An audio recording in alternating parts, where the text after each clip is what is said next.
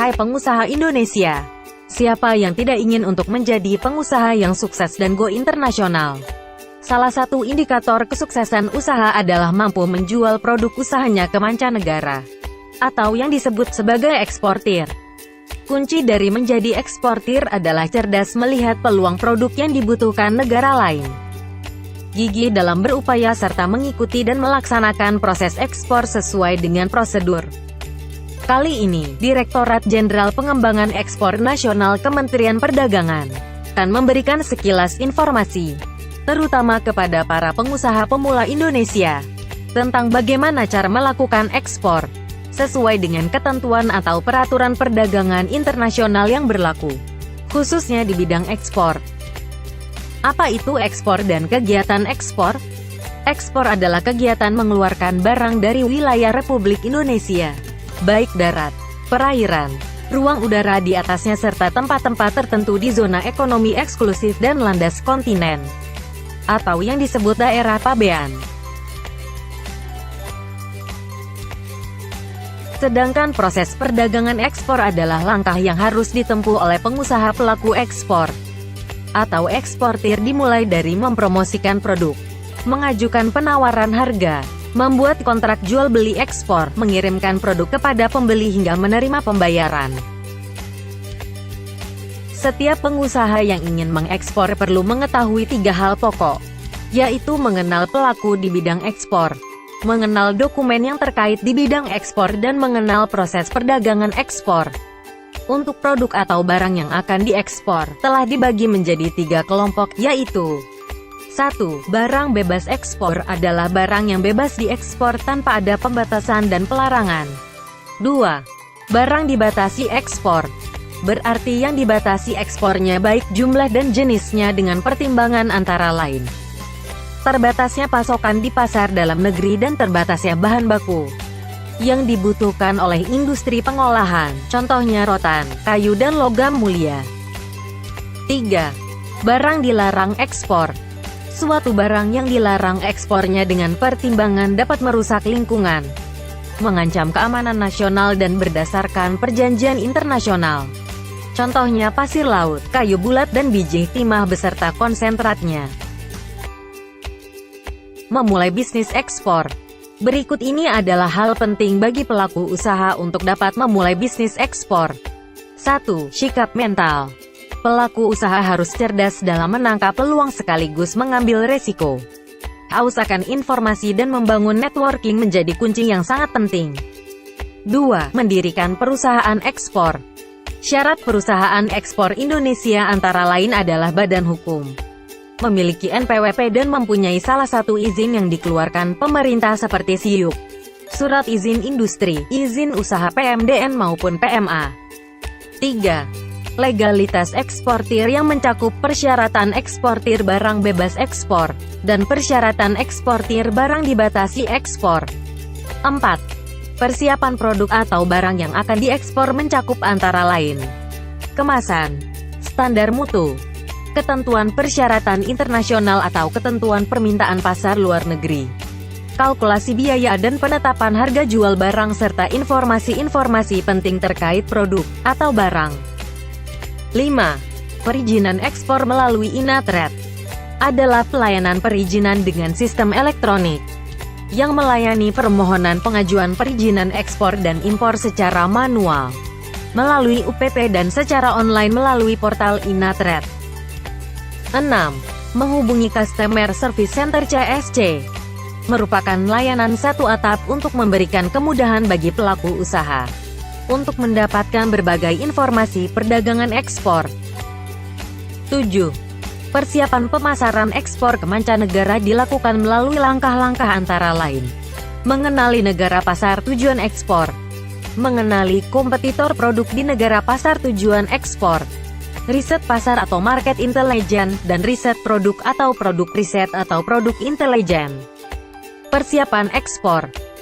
Kenali calon importir sebelum memasuki pasar luar negeri.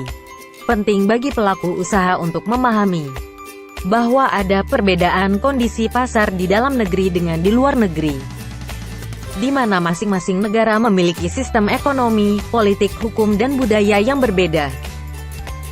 Dengan mengetahui kondisi tersebut, pelaku usaha dapat membuat perencanaan pemasaran ekspor serta strategi pemasaran yang tepat.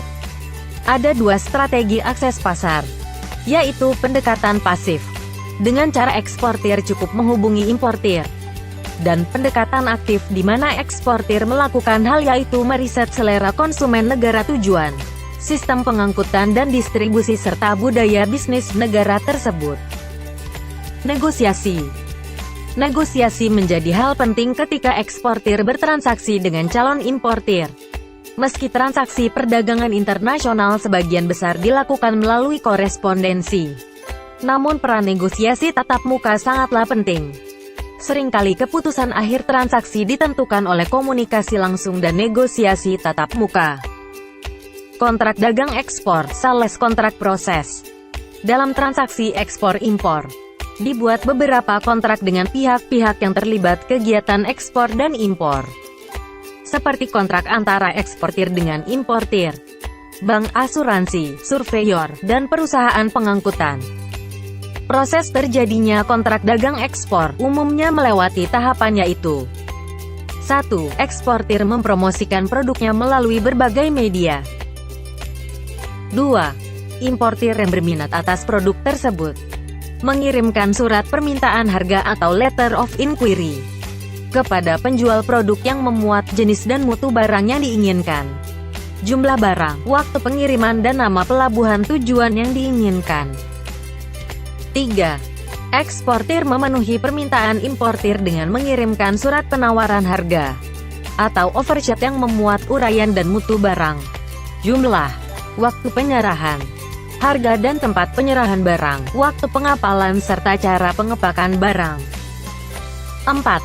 Setelah mempelajari offersheet, importir memberikan surat pemesanan atau purchase order kepada eksportir.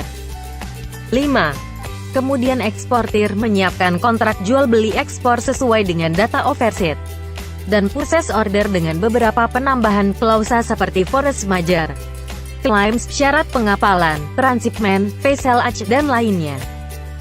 6.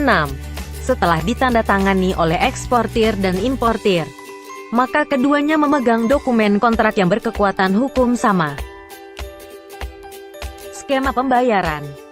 Lazimnya dalam perdagangan internasional terdapat dua skema pembayaran, yaitu 1. Non-letter of credit, non-LC, yaitu pembayaran yang dilakukan dengan cara bayar di muka, open account, consignment, documentary collection dan counter trade. 2. Letter of credit, LC, adalah instrumen dalam bentuk surat yang diterbitkan oleh bank atas permintaan importir, dan ditujukan kepada bank lain di luar negeri atau advising bank untuk kepentingan eksportir. Keuntungan menggunakan LC adalah adanya jaminan pembayaran bagi eksportir dari bank sepanjang dokumen ekspor sesuai dengan term dan kondisi LC, serta jaminan memperoleh barang sesuai dengan yang disepakati bagi importir. Persiapan sistem logistik pengiriman. Jika eksportir dan importir menyepakati skema LC dalam transaksinya, maka setelah eksportir menerima LC confirmation lalu mempersiapkan barang untuk diekspor, eksportir memesan tempat dengan perusahaan pelayaran yang akan berangkat ke pelabuhan tujuan, serta mengurus beberapa perizinan antara lain pemberitahuan ekspor barang, dan membayar pajak ekspor dan pajak ekspor tambahan melalui advising bank. Pelaksanaan ekspor. Dokumen transaksi ekspor. Setelah pelaku usaha melakukan persiapan ekspor tersebut, maka selanjutnya eksportir melakukan kegiatan untuk realisasi ekspor. Eksportir mempersiapkan barang yang akan diekspor sesuai dengan kontrak penjualan, atau tertera di dalam LC, dan membuat packing barang yang standar yang dilanjutkan dengan pengurusan dokumen barang yaitu surat keterangan asal atau SKA, packing list, commercial invoice dan sertifikat barang atau dokumen lainnya sesuai permintaan importir. Proses kepabeanan antar negara. Karena ekspor adalah mengeluarkan barang dari daerah pabean, maka semua kegiatan ekspor harus dilaksanakan sesuai melalui tata laksana pabean ekspor, yaitu A. Pendaftaran ekspor barang, PEB, yang dilengkapi dokumen ekspor. B. Pemeriksaan barang ekspor dan penelitian dokumen. Jika barang terkena pajak ekspor maka harus dilunasi dulu termasuk pembayaran cukai. C. Pembayaran pajak ekspor dilakukan di dua tempat yaitu Bank Devisa atau di kantor pelayanan bea dan cukai. Dengan cara tunai dan dokumen tanda terima setoran. D. Persetujuan dan pemuatan barang ekspor ke sarana pengangkutan. Proses pengiriman barang. Barang ekspor diangkut oleh sarana pengangkutan atau shipping agent ke tempat atau pelabuhan tujuan sesuai dengan kontrak ekspor dan LC. Shipping agent menyerahkan muatan kepada importir. Proses penyelesaian pembayaran ekspor atau settlement. Jika seluruh tahapan tersebut telah dilakukan, maka selanjutnya, eksportir menyerahkan dokumen-dokumen ekspor kepada advising bank untuk dibayarkan. Informasi dan layanan ekspor Kemendak. Untuk lebih memahami dan mendapatkan panduan kegiatan ekspor sesuai kebutuhan pelaku usaha, Anda dapat berkunjung dan berkonsultasi di fasilitas layanan ekspor Kementerian Perdagangan, yaitu melalui Inatred, Customer Service Center CSC, Membership Service, PPEI atau Anda juga dapat menghubungi perwakilan Kementerian Perdagangan di negara lain melalui Atas Perdagangan dan Indonesia Trade Promotion Center atau ITPC. Ayo, jangan ragu untuk menjadi pelaku usaha kelas dunia dengan menjajaki pasar ekspor dunia.